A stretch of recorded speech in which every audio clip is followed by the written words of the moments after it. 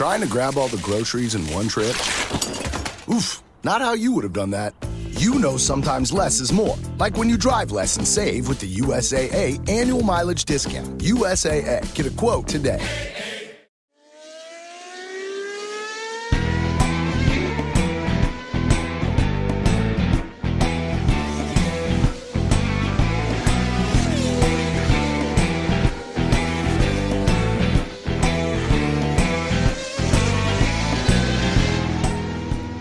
Are you two absolutely confused and bewildered about the 2023 Australian GP?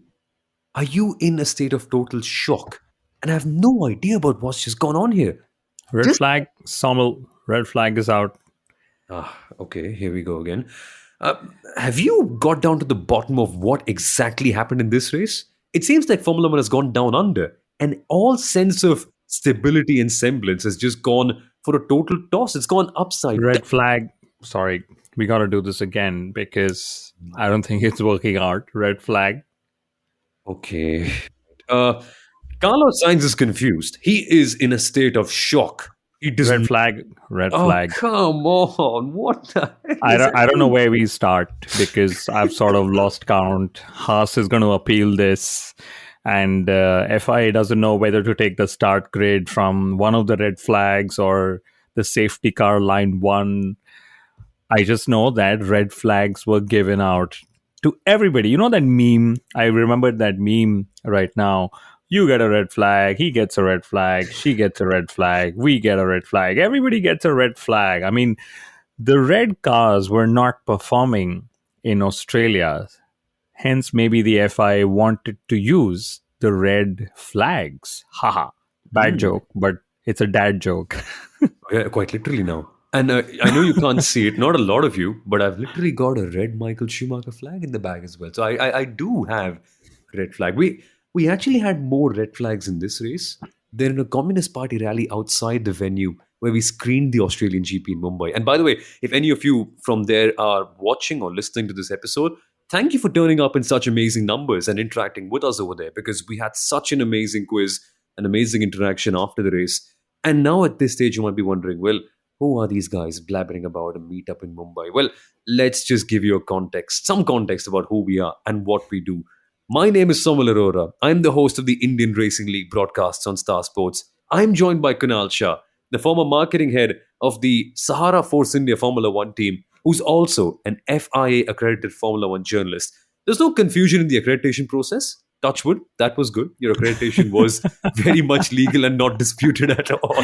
But he also You works. mean, through you mean the Cred Kunal Shah? Cred being a very, I don't know if you call it a unicorn startup or not, but the unicorn startup in Asia, the founder of that is also Kunal Shah. And the joke that I normally have is I get a lot of calls that are meant for him with budding startup founders saying, hey, so would you like to invest? And I'm like, dude, I'm the F1 guy. And I'm pretty sure he gets a call saying, what happened to the FIA in Australia? And he's like, dude, I'm the Cred guy. Hey, no, really, you know what? Have any startups approached you regarding creating a proper race administration system? Because that seems like the need of the hour. And that is exactly what we're going to discuss on this episode of the Inside Line F1 podcast.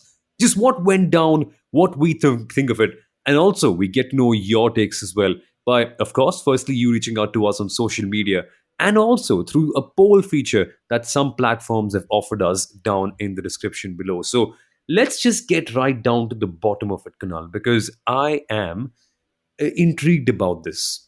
I know once again we have to start out with the FIA. It's just a tradition by this stage right now. But seriously, what do you think of the entire affair? Because I have an opinion and I think it's going to be a very unpopular one. So, firstly, could you make sense of all the chaos with all the red flags at the end? And genuinely, as a viewer, did you enjoy all the standing starts? I mean, let's be honest. Okay, so as a viewer, I absolutely loved the standing starts.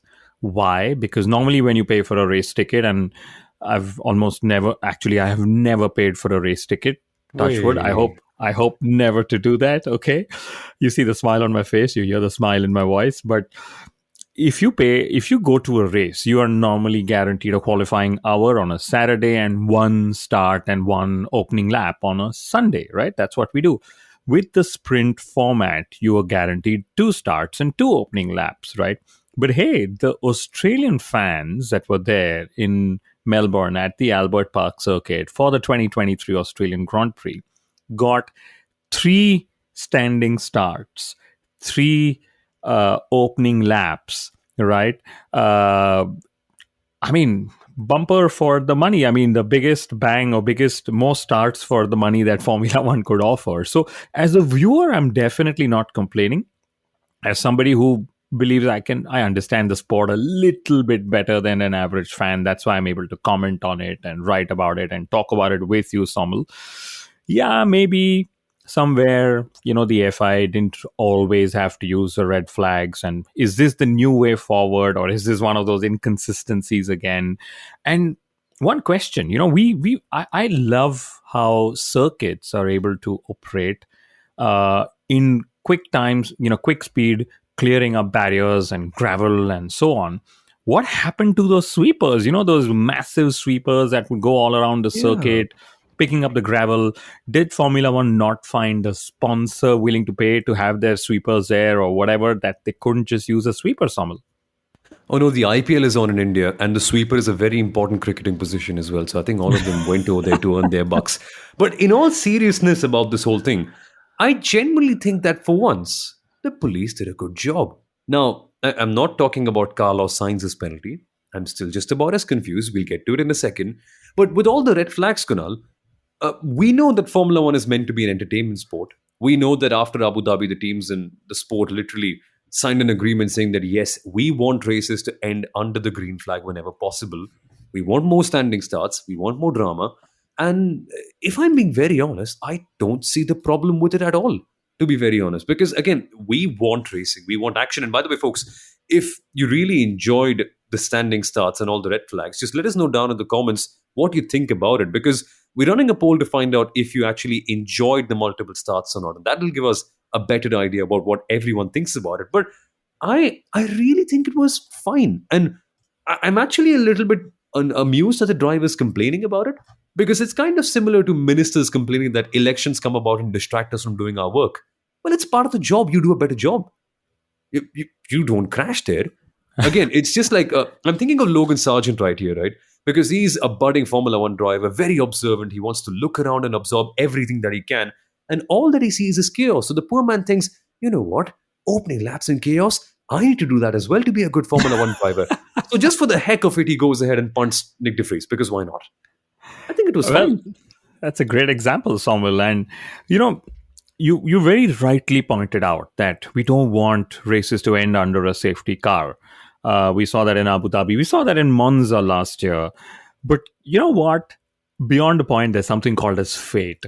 Fate still wanted the Australian Grand Prix to end behind the safety car. So we had a rolling start where the safety car pulled in just to say that the race ended in racing conditions. But literally, that's the limit to what the FIA can also control racing, if I may put that in inverted commas. There's another thing that the FIA or the world or the universe is actually manifesting and controlling, which I hope it doesn't, which is come what may, whatever the result, come disqualifications, penalties, spin-offs, T-boning, whatever you call it, Fernando Alonso will finish P3.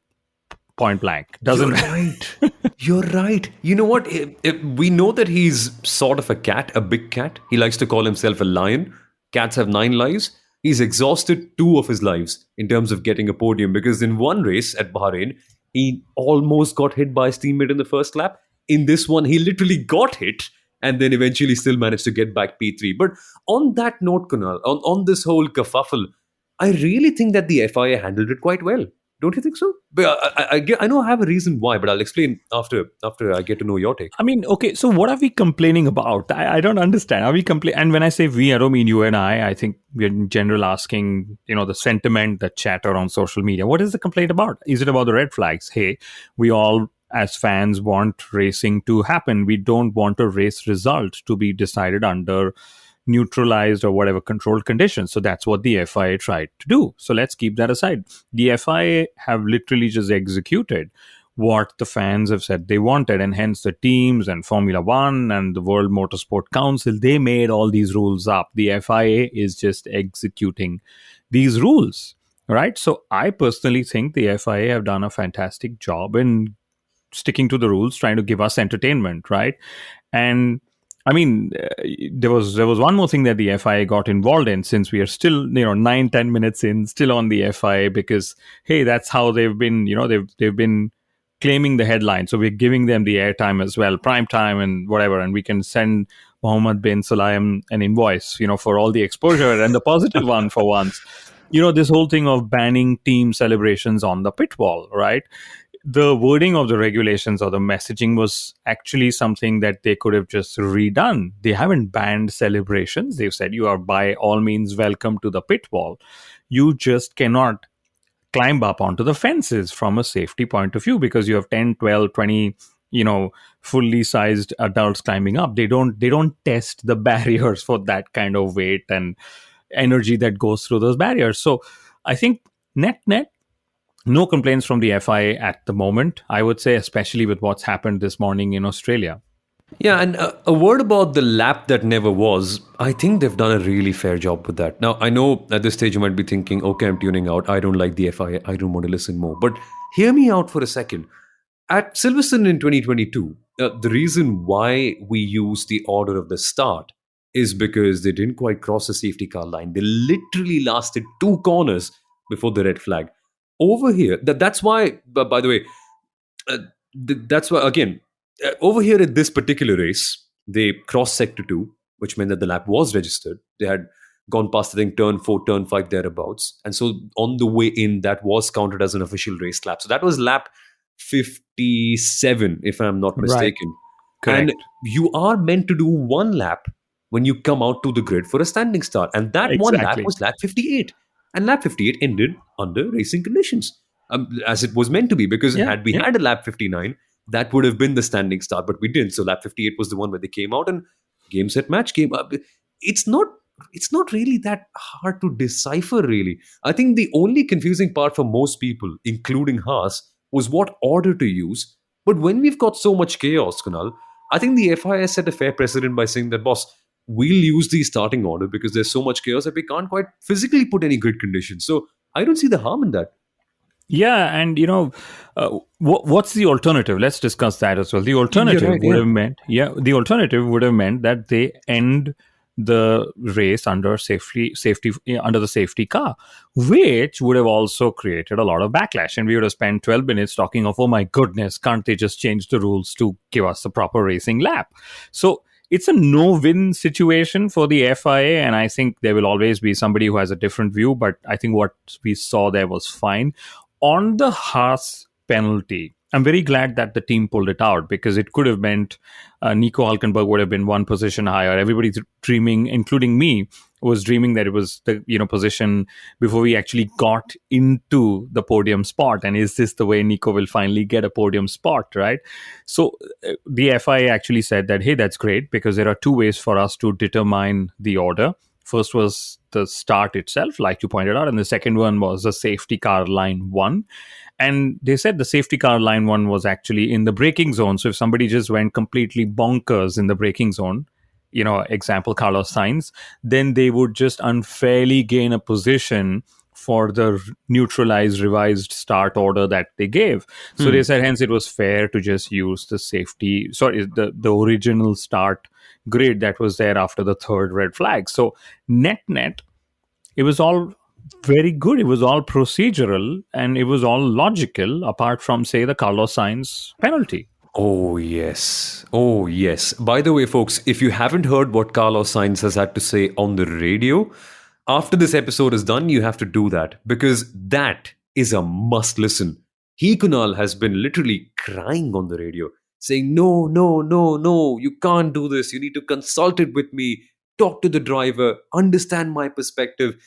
And what's your opinion on this? Because from watching the onboards and from watching the clips of the replays, it really looks like Carlos Sainz has taken the exact same line on the last lap to hit Fernando Alonso eventually, unfortunately, that Fernando Alonso took on the very first lap to briefly pass Lewis Hamilton.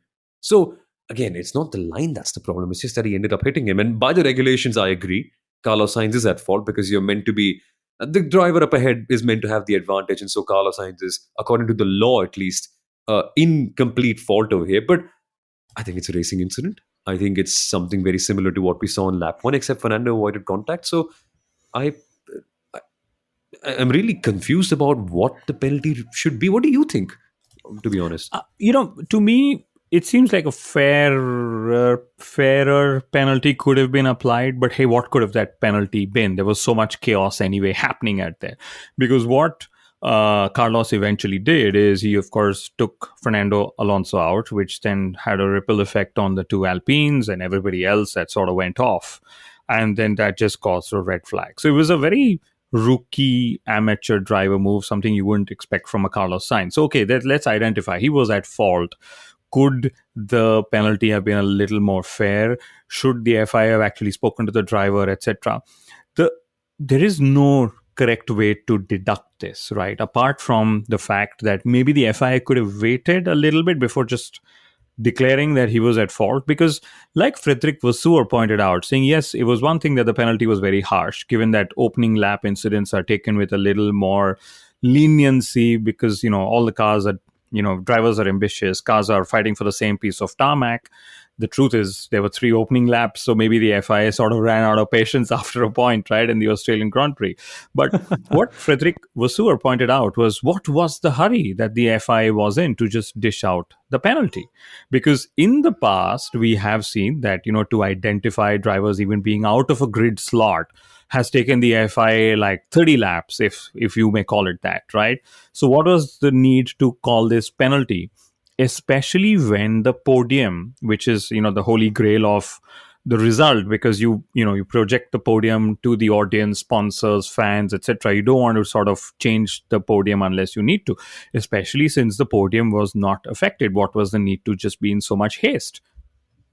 yeah, I agree. But according to the regulation, at least it kind of makes sense. But in the spirit of it, it's just a racing incident. But on that subject as well, 15 minutes into the episode, congratulations, Max Verstappen. Good job. Nicely done. First time you've mentioned the race winner over here. But we have to talk about Max, not for the drive. I think that's a given by this stage. We really should. No. We have to talk about Max for the starts that he couldn't do. Oh, yes. I mean, he just couldn't get a start right. A standing start was his Achilles heel this weekend. I mean, George Russell got him, and then my memory fades out as we go. I don't know. Fernando Alonso remembers what happened 20 years ago in a Formula One car. But the truth is the Red Bulls just couldn't get their starts going. I mean, it was almost obvious that if they had a standing start, you could just jump Max Verstappen, right? But yeah, we should congratulations to Max. First win down under for him. A larger lead in the Drivers' Championship than he's ever had all season, blah, blah, blah, etc., all of that. And someone's bored of us. Someone's bored of the Red Bull domination already, clearly. No, I don't get me wrong. I love it. I think it's fantastic that Red Bull are dominating the way they are. And I say this specifically because they're just showing the world that, hey, these regulations are great if you are able to build a car as great as we can. And, at the start of the hybrid era, Mithila and I, when we used to do the podcast at that time together, said just give everybody Mercedes engines. Since everybody's engines were failing and Mercedes's weren't, just give everybody Mercedes's engines. Let them just go racing, right? I would now say just give everybody a Red Bull. Let everybody go racing. Give everybody as quick a car that they have, right? So anyway, these are all just those... Yes. Whenever we have the Red Bull girls at the Formula One races or local racetracks or whatever event or even college events or something that, they just give Red Bull to everyone anyway. So exactly. If you're giving the drink, might as well just give the car to everybody. I think those promoters are called Red Bull Wings. I can't remember what the term is called. Anyway, the wings come walking. It's all something. Anyway, no, but that's a good point. Yeah, you're giving cans, just give the car. It's just the last word that's different. CANCAR, if anybody needed me to spell it out. Fernando Alonso from 2017 would really agree when he said equal engines for everyone. But on this very subject of Max Verstappen, it's like whatever you throw at Max Verstappen, right? Whatever position that you put him in, whether you ask him to, let's say, do a spin in the middle of a race or try out a WRC car in the grass or whatever it might be, he'll just win. Nothing matters. Everything is all totally okay. Including having this whole social media chatter, in the gap between now and Baku. Was he outside of the grid box? And Was he though? yeah, I mean, no, the censors said he wasn't. It's like you can either be behind the white line or on it, and he was on the white line. Otherwise the censors would have sort of pointed that out. And one may argue that there are stewards, and there is, depending on which side of the fence you sit in terms of which driver you like, either your favorite driver is biased towards or against by the stewards, right? That's the philosophy we normally carry. I can tell you that the censors work on a one or zero input. They don't have any biases that are programmed in them, I would say, Samal. Yeah, and that's. I don't think the grid widening rule affects it at all because it's a length kind of thing. But yeah, I think had it been that case, he would have been pulled up and implicated for that. But now I really want to talk about Mercedes, Kunal, because one thing that we can say for sure after this weekend is that the boys and girls at the factory did an amazing job. I'm tired of hearing this phrase, really. But for real though, I just pity their PR department this time because for once they've gotten a good result. And all their effort into putting in some sort of sorrow campaign and sort of petitioning to the fans to stay with them has gone for a toss. What do they do with all that effort now? Yeah, and what do you do with the W14? I mean, one race into the season, they were like, let's scrap it. This concept has to go. 2 races in, it was confirmed we need to scrap. And, all of the Mercedes fans were like, oh my God, we can't wait for Imola, or is it Baku, or is it Silverstone? A new concept. It's going to look like a Red Bull, all of that. Now, they were like 2 tenths away from pole. They were challenging. I mean, George Russell still believes he could have won the race had things been fine, had his race gone out to plan and hadn't had a retirement. Suddenly after Australia, I was like, oh my God, can you imagine if they're so competitive with the W14? Do you really need to change the concept? Why don't you keep it? Why don't you wait for a few more races? Why don't you be more patient? So, again, it's like a no-win situation. You suddenly go to Baku and everything neutralizes. You're like, dude, why haven't you scrapped the car yet? So it's just where it is. And I think you mentioned something about PR, and I have picked on something that you probably won't. You'll read it on my Twitter maybe tomorrow. I've scheduled a tweet, but you'll hear it here first on the podcast. There's this whole thing of Lewis Hamilton said after Saudi Arabia, George Russell got lucky with the setup, something. And George says, no, it was preparation. I did not get lucky. So there was like that, sort of banter or rivalry, whatever you want to play it up as. Same thing happened post-qualifying.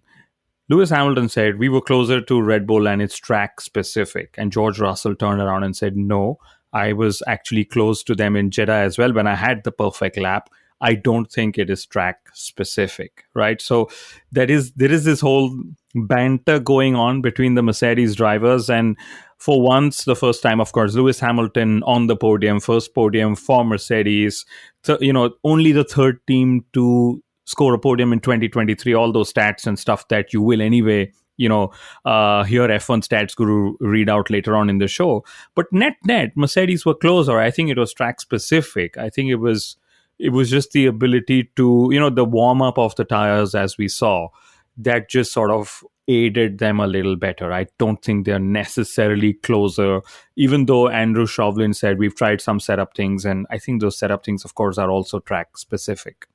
But do you know what this banter between Russell and Hamilton that you're referring to earlier on reminds me of? Do you know that ad between Lewis Hamilton and Fernando Alonso from 2007? Anything you can do, I can do better. It's kind of like they're having this internal rivalry where anything that you say, I'll just counter it just for the sake of countering it. And if you haven't seen that ad, and if you're new to Formula One, that is one of the greatest Formula One ads. And it's part of your journey to becoming an even deeper Formula One fan, because once you watch it, it kind of gives you really fun memories. And we nearly got to see an Alonso versus Hamilton battle. It was a battle that never was, Kunal, because both of them were passive-aggressive in the fight, too far off. We were seeing the gaps in the pace and everything, very similar in nature. So hard to really draw any conclusions of the pace from this weekend. But again, we'll all get to see a little bit more in Baku. But it was an interesting thing pointed out by F1 Stats Guru in our live meetup in Mumbai, that all 4 circuits that we're getting to see at the start of the Formula One season are very different to each other. So we can't really draw any general assumptions as well. But I can draw one general assumption, Samuel, and that is about track position, right? And I'm going to leave Red Bull Racing out of this. In Saudi Arabia, we saw that if either between the Aston Martin, Ferrari, and Mercedes, whoever had track position actually could keep track position, right? We saw that here. Mercedes is qualified higher up and then they just finished higher up ahead of the rest. Okay. It's the same with even the midfield, I would say. If you just have track position, like the McLarens, who had a fantastic race, they opened up with points, double points, Oscar Piastri, points at home, all of that. They started higher up, so they finished higher up. So I get this feeling track position is even more critical in 2023, given just how closely knit the entire field is, except for Red Bull Racing.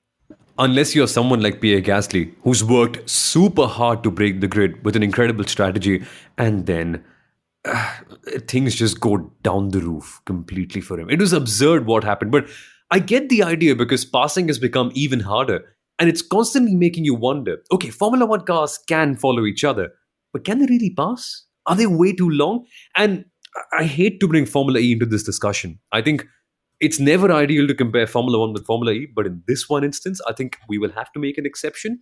You know how we always cry about Monaco being a terrible track? We always talk about it being too narrow and too nasty and having no space to overtake. Just for reference, watch the last 3 Monaco E-Prix in Formula E. They are light cars, they are smaller cars, they're nimble cars, and you tell me if Monaco doesn't have space to pass. Just saying. Let's just check that out later on. But now it's time for something fun. Now it's time for something that people will enjoy a little bit more. Here's F1 Stats Guru back with the stats review of the Australian GP. Welcome back, folks, to the Inside Line F1 podcast. And it's always amazing to hear more about the numbers from F1 Stats Guru. Especially his stat this time, Kunal, about the 101st podium for Fernando Alonso. He was the first person to bring it out globally. All the global broadcasts mentioned him. All the global websites mentioned him. Unfortunately, his favorite driver, Fernando Alonso, couldn't quite finish up on that promise. But I think that's like a career-long thing. He's never quite done that. But we need to talk a little bit more about this race. And I'm very curious about one question that I really want to know your opinion on. Who made you go? How did they get here more intensely? I've got 3 options. Firstly, Nico Hulkenberg briefly in P4. Secondly, McLaren's at the finish line. Or third, Ocon and Gasly colliding. How on earth? Which one of these was more surprising for you? I would say Nico Hulkenberg in P3, P4. I think it was P3 briefly for a part of the season, a part of the race as well. I think definitely that the Haas is the Haas, and Nico Hulkenberg is on a comeback. Is he, has he settled in? Is he still settling? And I think he's had the measure of Kevin Magnussen by a bit of a distance, by a bit of a comfort yet. Anyone questioning why Haas should have kept on with Schumacher and not taken Hulkenberg, that whole youth versus experiencing. For me, it was definitely Nico Hulkenberg. What about you, Samuel? I agree. Even though he sort of got outclassed by Lando Norris in the racing side earlier on, his performance was quite good and he was at the right place at the right time. But this reminds me a lot about that Undertaker streak that we had in WWE back in the day. Remember 21 WrestleManias and he didn't lose one match? It's like some things just aren't meant to happen. Like a rational tweet from Donald Trump on Twitter. And again, there are big streaks like Lewis Hamilton winning in every single Formula One season. That got broken. Undertaker winning at every single WrestleMania. That got broken. This, Kunal, it just doesn't seem to be breaking at all at any given time whatsoever. And look at the number of races that we've got on that list. Brazil 2010 when he took pole position. Brazil 2012 when he was fighting with Lewis Hamilton. We have Germany 2019 where he was in a good position to get a podium as well. We had Silverstone 2020 as well. So his streak is just absolutely intact. And it's like fate doesn't want him to get there. It's just absurd. What does he need to do at this stage, really? I mean, he just needs to keep driving, and hopefully Haas is, going to improve. Everybody's hoping, Haas has got the new sponsor. I'm not just going to give them free air time on our show, and there is more money. They're going to operate closer to the budget. More money sliding scale gram? aero. More money gram for them? Exactly. Money kilogram is what we should charge them in return. But there's one more, how the heck did that happen thing. Checo Perez had that qualifying issue. Everybody was like, he should have known. He went out on qualifying, started dead last, started from the pits, came up to fifth. I think he drove fairly well despite all the, stoppages and so on. But the most, like, the how did that happen moment for me and Checo Perez was, after the race, he was declared driver of the race. Or driver of the day, whatever that thing is. And the first thing that Checo asks is, okay, thanks, but do you get an extra point for that? Right. And it just shows how competitive he's like, I've lost points to Max. Can I get this like one extra point by winning the driver of the day thing? But all in all, we've got to talk of the Alpines colliding. I mean, by what race would they have collided is what you and I have spoken about before. I didn't think it would be this early into the season, which was race 3.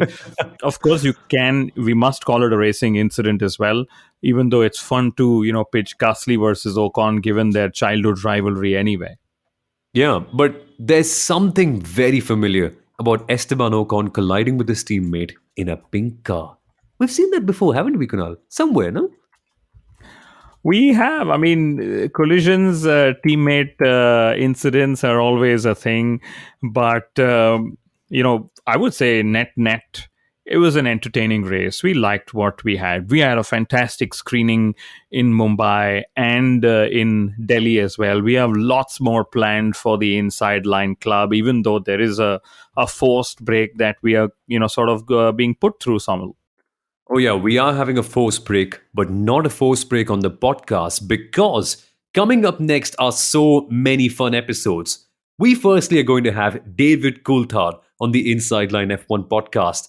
We got exclusive access to him thanks to Red Bull India when he was here for the Red Bull Racing showrun. That absolutely blew all of our minds. And we get to talk to David Coulthard about Christian Horner and what it was like to actually be hired by someone who was younger than you but still leading a team. And also more about his racing driver psychology and what he says to himself after moments of tragedy, like his plane crash, and also stepping up to Williams after Ayrton Senna unfortunately passed away. Just how does he think? Do doubts come in, or does he just squash them completely?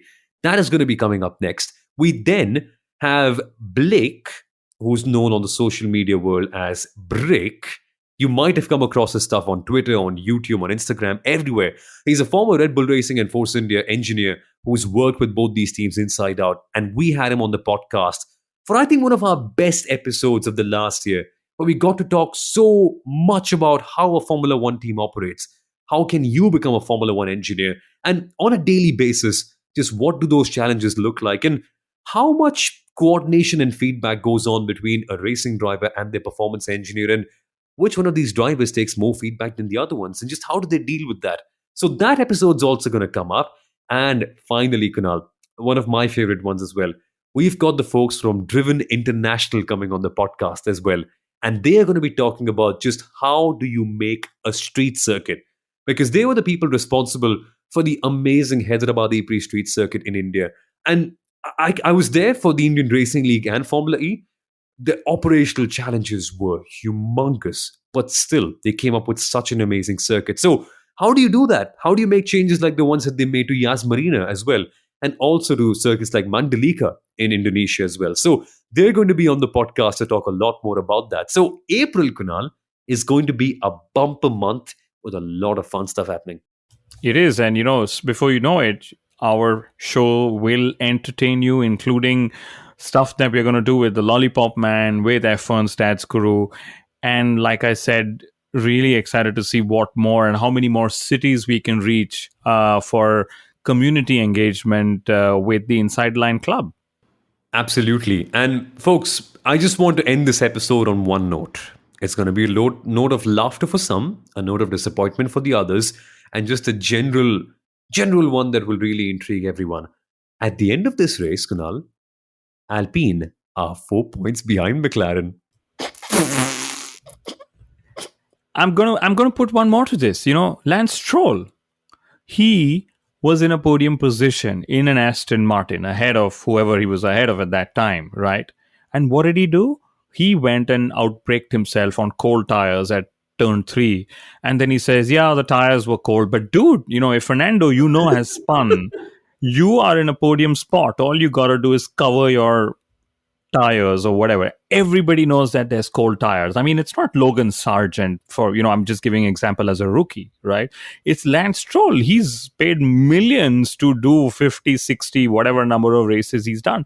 There's no excuse for him to have, blown that up. And then, of course, he regained that position back because of the whole red flag fiasco and the new restart order and so on. I don't know why we didn't pick on him earlier, but yeah, shouldn't have done that.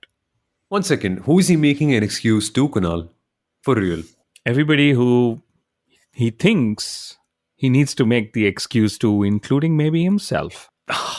That's a heavy note to end on. But on a serious note, hopefully he's doing better. Hopefully his arm is actually feeling a lot better. So considering all that, his performances have been good. But yeah, that wasn't ideal though, was it? But again, so many things at the Australian GP weren't ideal. But I hope this episode certainly was. And if you enjoyed listening to it, leave us a good rating, subscribe to the Inside Line F1 podcast, and also share this podcast with all your other friends and family members who you think are going to enjoy this as well. Thank you for listening, folks, and we will be back with so much more. Once again, see you around.